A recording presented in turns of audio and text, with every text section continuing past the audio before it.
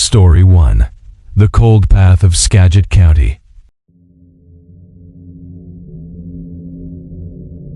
State Route 20, or as locals grimly call it, the Carpenter's Cut, is a strip of cursed asphalt running through the savage silence of Skagit County, Washington. It's more than a highway.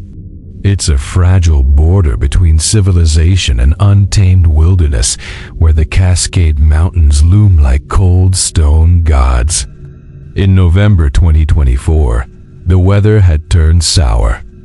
The air was thick with the smell of damp earth and dry pine, and the first seasonal snow was heavier than anticipated.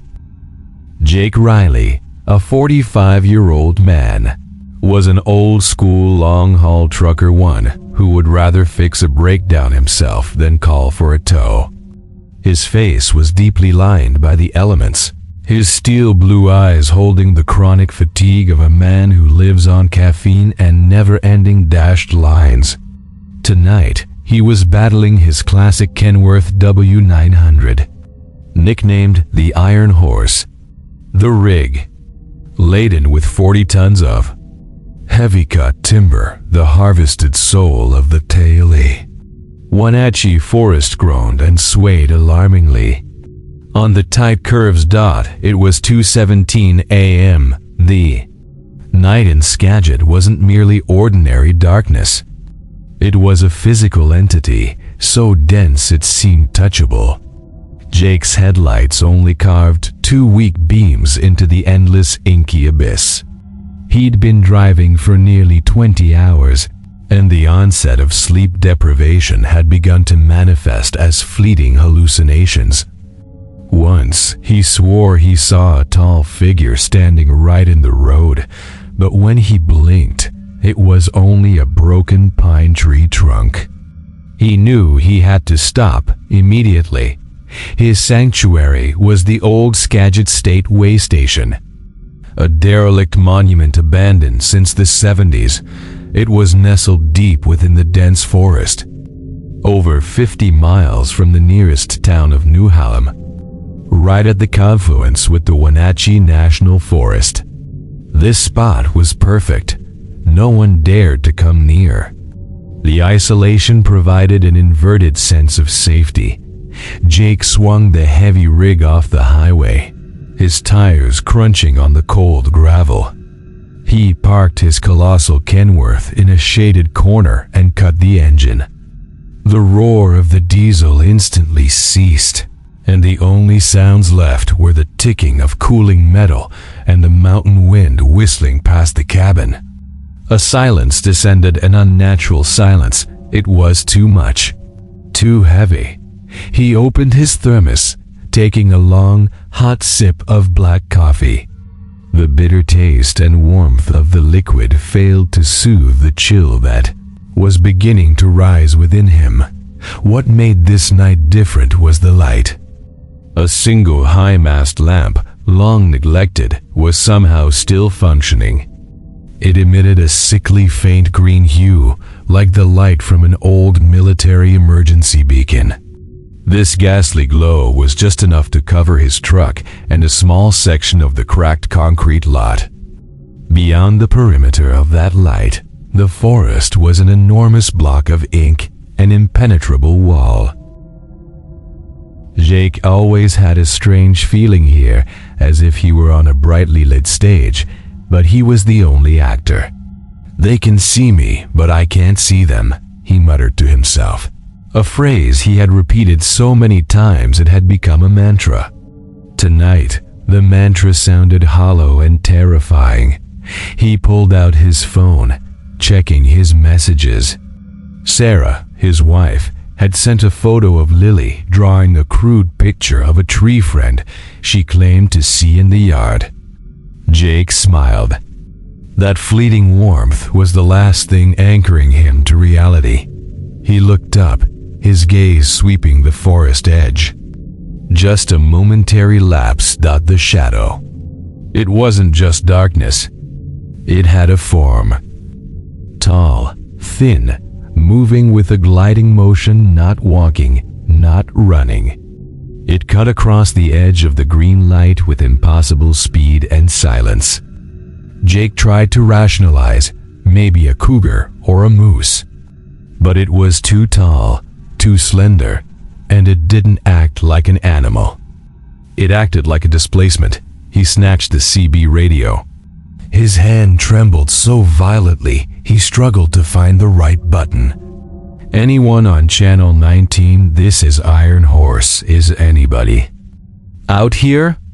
His voice was hoarse, only electronic static, cold, and random crackles. Then a peculiar noise, a short, repetitive sound, like a soft tap into the microphone, sounding like breathe. Breathe, ... breathe.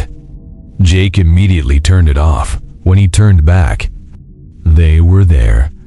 Right under the sickly green high-mast lamp, 3 figures stood side by side.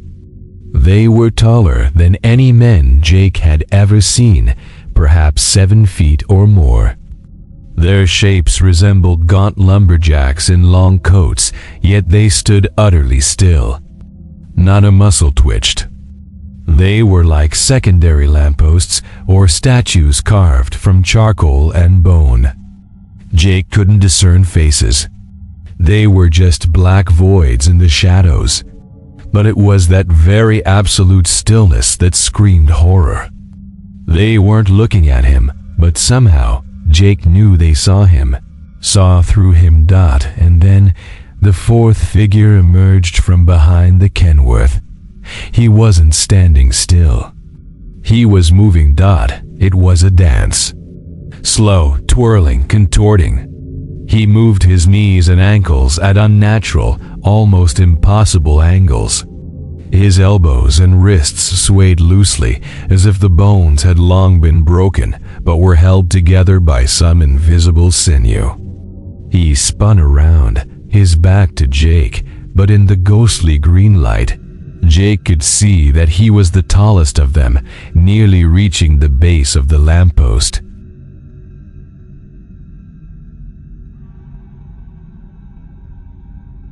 Jake felt his stomach seize. This entire scene, the green light, the 3 still figures, and the dancer triggered a deep, locked away part of his mind. The dancer was familiar.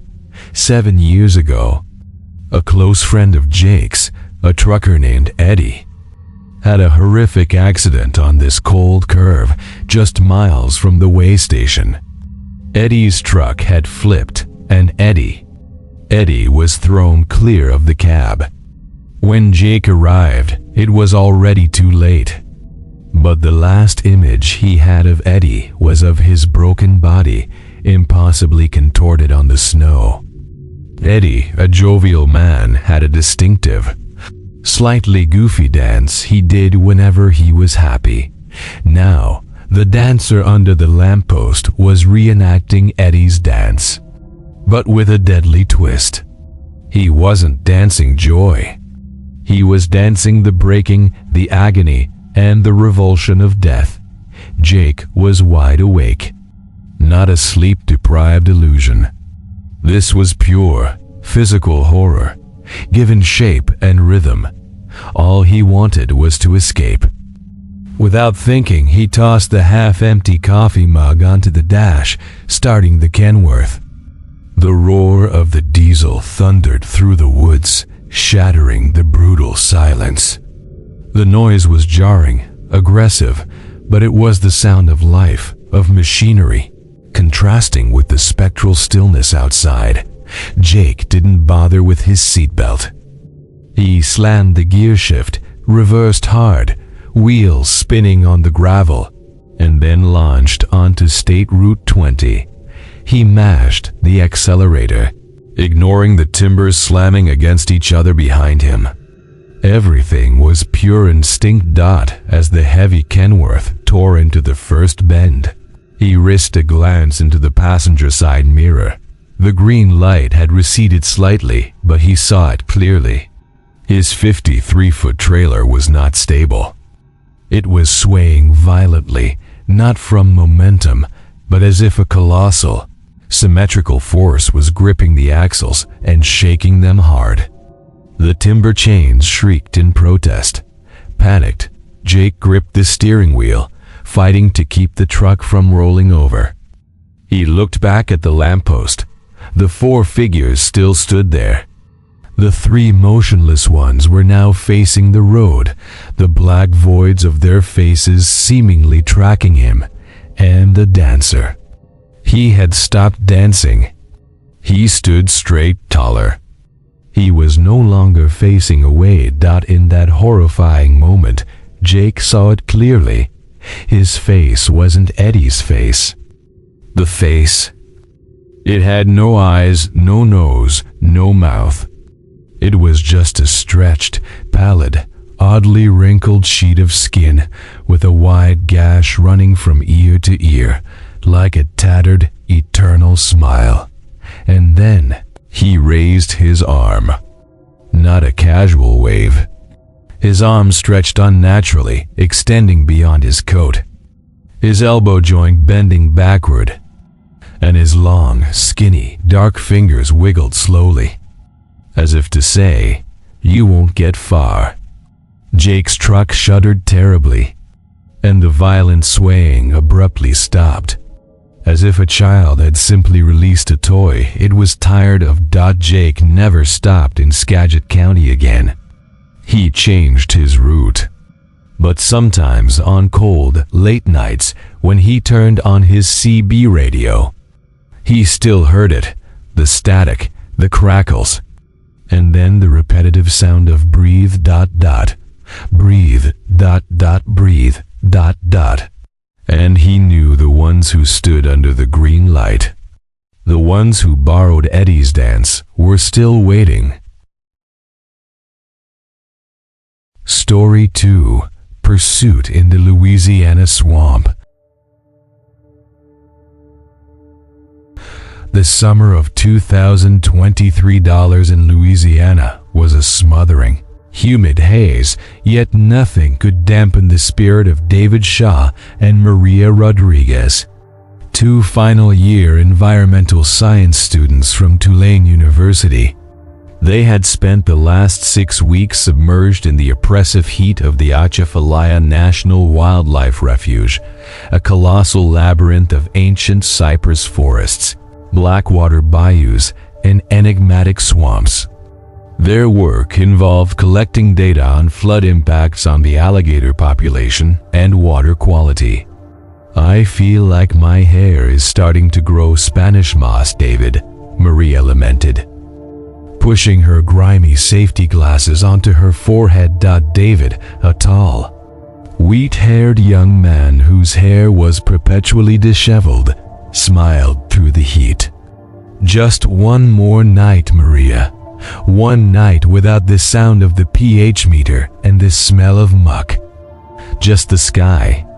They had heard whispers of a remote clearing deep in the refuge's buffer zone, known to locals by an eerie moniker, the hiding place. It was a high, barren patch of land nestled between denuded cypress trees and live oaks, ghostly white with humidity. Ideal for camping and astrophotography. Their safe house was a dilapidated $1,985 Winnebago RV, its beige paint faded and peeling, parked near the outskirts of Lafayette. After double-checking their gear, 3 thick fleece blankets, 2 Nikon D850 cameras with wide-angle lenses, and an Orion flare gun fully loaded just in case of alligators. Or so they told themselves. They loaded everything into their rented SUV, a sleek black Ford Explorer. 11:30 p.m. David took the wheel. The route into Atchafalaya was a journey backward from civilization. The dirt road was narrow, barely 1 car wide, winding through dense cypress woods where Spanish moss-laden branches hung down like thick spectral cobwebs. The water in the bayous below was so still it reflected the dim sky like a polished black mirror. Cell service had died 5 miles back. David and Maria relied on their old Motorola walkie-talkies, the static hiss of which became the only reassuring sound in the terrifying silence of the swamp. Maria drove the research-laden Nissan Frontier pickup behind David. Her headlights, 2 golden eyes piercing the gloom, 1:05 a.m. They reached the hiding place. David killed the engine, the sudden silence making his ears ring. The night sky was indeed nature's oil painting. The Milky Way blazed, constellations sparkling like diamonds on black velvet. They laid out tarps and quickly set up their camera tripods. 15 minutes later, David was fine-tuning the exposure when Maria's voice crackled through the walkie-talkie, strained by an abrupt tension. David ... Do you see those headlights? David's gut clenched tight. He looked up.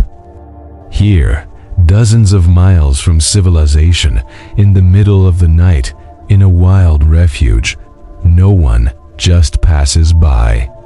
He flashed his Explorer's headlights 3 times, a standard courtesy signal for campers. A rusty, dilapidated pickup truck, perhaps a $70 Chevy C10, stopped about $100 meters away. Grime was so thick on the body, it was impossible to discern the original color. No horn, no wave, just high beams staring them down. And then they saw them. Shadowy figures emerged. Unclear if 2 or 3, perhaps more. Their height seemed distorted by the backlight of the truck. They stood there, motionless, just staring. Then, something far worse, something that turned the blood in David's veins to ice, happened. Faint, high-pitched voices began to drift across the swamp. Unintelligible whispers like ancient swamp curses. They weren't shouts, nor ordinary conversation. They were mumbled incantations, sounds made not to be understood, but purely to terrify. "This is messed up," David whispered into the radio, trying to keep his voice steady. Maria agreed, her voice now a muffled gasp. "Those voices. Nobody is out here at 1 a.m. doing good. They ... They sound like they're calling to us." David gripped the steering wheel. "We leave. Now. Slowly, don't make any noise. If those lights reappear, we turn around and run back to the RV." They hastily tossed gear into the trunk. Maria started the Frontier, the diesel engine roaring up with unwelcome loudness. They peeled onto a side trail, an old hunting path David had marked on his GPS.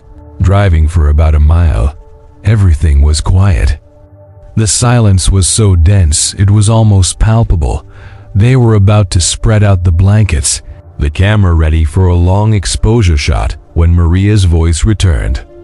This time, it wasn't a strained whisper over the radio. It was a pure shriek of terror, abruptly cut off by static. "They're back. Much closer." David spun around. Those headlights, now high beams, powerful like searchlights, slashed through the night. Less than $50 meters away. The gut punch, the engine noise roared like a threat. Not the sputter of an old vehicle, but the angry snarl of a souped-up one. "Go. Now. David, don't stop for anything." Maria urged. David floored the gas. The SUV bucked, plunging into the dark with no clear way out. Gnarly roots and broken branches scraped the undercarriage like claws. Mud flew everywhere. The headlights clung tight to their rear. They weren't faster than the Explorer, but they were absolutely relentless. David could feel their breath on his neck. "Maria, are you okay?" David asked over the walkie-talkie. "It's rough. They're right behind me." Her voice was ragged, mixed with heavy breathing and loud impacts. "They're trying to push me off the track." "Oh God, David." They were 40 miles from help, with no phone signal. Just two fragile students in a place whose very name hinted at hell, Atchafalaya, or as some pronounced it, the Cypress Hell. David drove to his limit, uncaring about the tires or the body of the car. He swerved violently, making dangerous mudslides.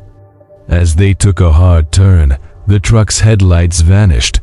He prayed they had lost them, that they had given up, but immediately they reappeared on the right side, parallel to them on an old levee, the rusty pickup dancing over the rough terrain. They weren't lost. They were playing with them. They knew David and Maria were trapped. David glanced in the rearview mirror. The truck wasn't trying to pass. It was slowly closing the gap. He could make out something terrifying in the glare of the headlights. A face. The driver's face showed no anger or panic. It was a blank, almost sickening smile beneath a filthy baseball cap. And then he saw a hand stretching out of the window, not to wave or point. The hand was holding a long, silver object, a hunting rifle, or some kind of weapon. "They have a gun," David yelled to Maria. "Floor it. Do not stop for anything. Don't look in your mirrors." Suddenly, the truck veered off and plunged down the levee. Its abrupt turn wasn't giving up. It was cutting the corner. Maria screamed, "We're coming up on the turn." David remembered. Up ahead was the deadly curve where the dirt track turned into a rickety wooden bridge spanning a deep, black bayou. If they braked, the truck would ram them. If they maintained speed, they could plunge into the bayou. He slammed the brakes just before the bridge. The Explorer skidded, nearly spinning out, but David managed to control it. He heard the shriek of Maria's tires right behind him, and then silence. The pickup truck was gone. It didn't emerge from the other side. It didn't crash into them. It had simply vanished from sight, as if it had been swallowed by the swamp itself. David and Maria stopped, breathing hard, hearing only the crickets and the static hiss of the walkie-talkie. They drove back to the RV in a deathly silence. The next morning, in the glare of the sunlight, they saw the evidence: a deep, long dent on the rear bumper of Maria's Frontier. No paint transfer, just a scraped gouge of bare, rusted metal. They didn't call the police. Who would believe them? Locals chasing students in the middle of the night, deep in the swamp? Who were those people? David and Maria knew better. The way they tracked, the way they pursued without hurry, it wasn't a prank, nor a robbery attempt. It felt like they wanted David and Maria to be terrified to their core, paralyzed by fear. It was a ritualistic hunt, a chilling warning that they had trespassed upon a sacred and perilous territory. They had been completely stripped bare, not just physically, but mentally. They had seen an aspect of the world outside of charts and equations, a primitive and inexplicable horror. From that night on, a small part of David's mind was permanently on high alert. Every walkie-talkie static, every old pickup truck, every whisper in the dark, all reminded him of the hiding place and the season begun in the Louisiana swamp maze.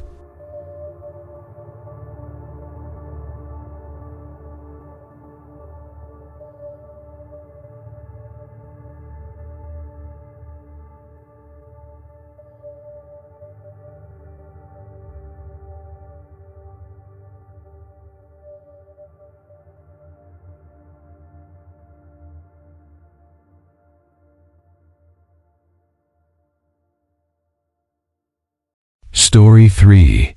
Disappeared on the loneliest road. U.S. Route 50. The black asphalt scar cutting through the arid belly of the Nevada desert is more than just a road. It is an entity, the loneliest road in America. A place where the silence is more terrifying than any sound. In the summer of 2024, the sweltering July heat did nothing to temper the ice-cold dread in Max's heart. Max and Caleb, two brothers, had plunged their old Ford Bronco into this desert infinitude. It was a journey with no destination, a desperate attempt to run away. To run away from the small town full of whispers. From the empty house, and most importantly, from the black hole named Sam. Sam, Max's best friend. His spiritual brother had vanished without a trace exactly 1 month prior. Sam was a restless soul, always talking about how the Humboldt-Toyab National Forest was the last wall he needed to break through. "I'm going camping alone, Max," Sam had said, his eyes glinting with an unusual light. Looking for something real. That real thing had swallowed Sam whole. Max had tortured himself with the recurring refrain, "Sam just ran away." Sam always craved new horizons. But Max knew his friend better than anyone. Sam would never leave without at least a note.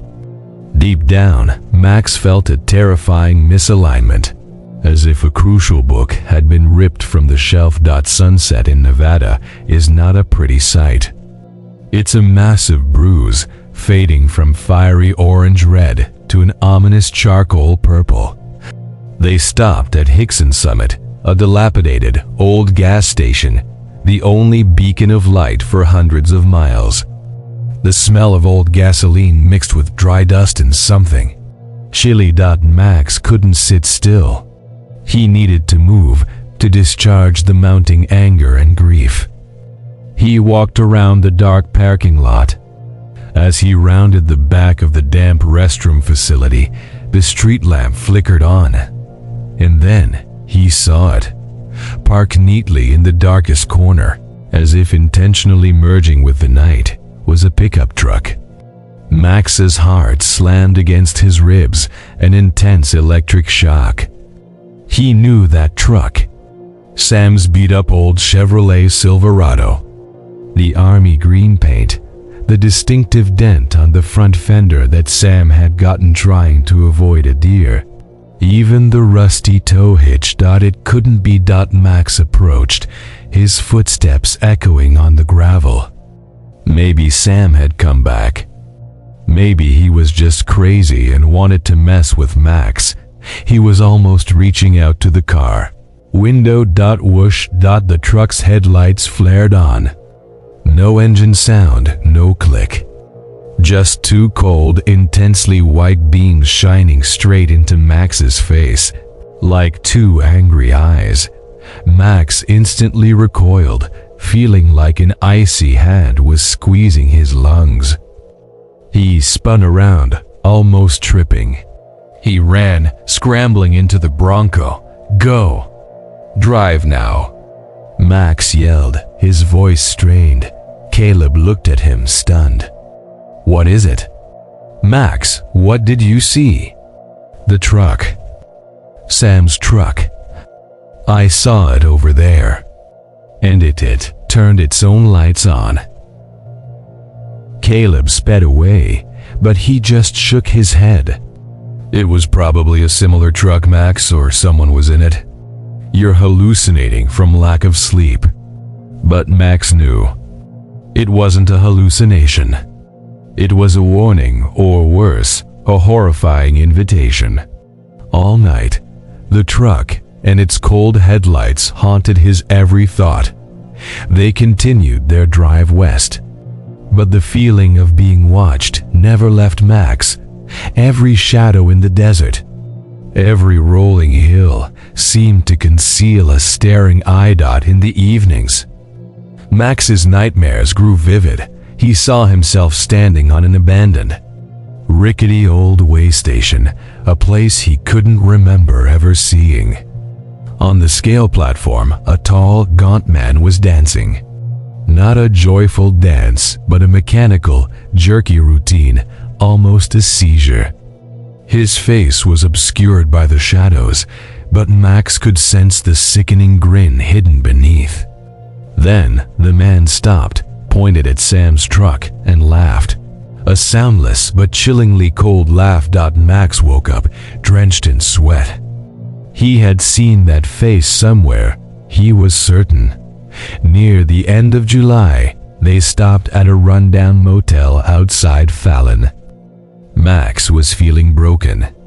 He found an old high school yearbook in his luggage, a gift Sam had given him on graduation day. Opening the yearbook, the smell of old paper and dry ink wafted out. Max flipped to the basketball team photos, where Sam stood with his usual cocky look, and then Max's gaze froze, standing in the back row. Among a group of coaches and school personnel was a strange man. The school janitor. Gaunt face, high cheekbones, deep-set eyes. It was him, the man dancing in Max's dream.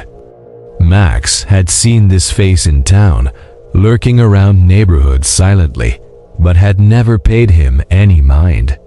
Now, with his unmistakable presence in a personal memento of Sam's, Max felt his blood run cold. Max frantically searched for information about this janitor. He went to the police station in Ely.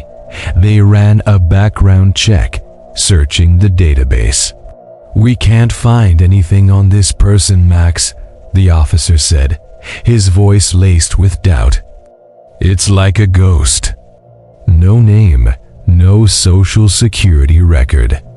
A ghost. Max felt a sickening connection starting to form. Sam missing, Sam's truck, the mysterious man in the yearbook, the dream of the abandoned way station. This wasn't a coincidence. This was a web. The trip was nearing its end. Max and Caleb were in Reno.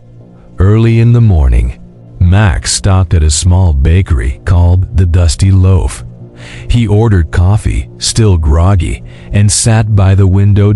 Suddenly, all sleepiness vanished. He was standing at the checkout counter. The janitor. The dancing man. He looked exactly like the yearbook photo and Max's dream. But there was a difference. He was no longer a vague phantom. He was corporeal, flesh and blood, the one who knew what happened to Sam. Max couldn't look away. He felt the blood rush to his head. The moment the man realized Max was watching, he turned around. He smiled. It wasn't a human smile. It was a wide, ear-to-ear grin, exposing stained yellow teeth. It was a smile of pure delight, a confirmation. It sent shivers down Max's spine, as if he were saying, "I know who you are. I know what you're looking for." The man rushed out of the store, and Max's instinct instantly took over. He ran out, leaving his steaming coffee cup behind. "Hey, stop!" He dashed to the sidewalk.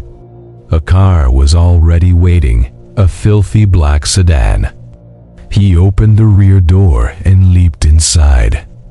The car sped off with insane velocity, disappearing into the morning traffic. Max had failed.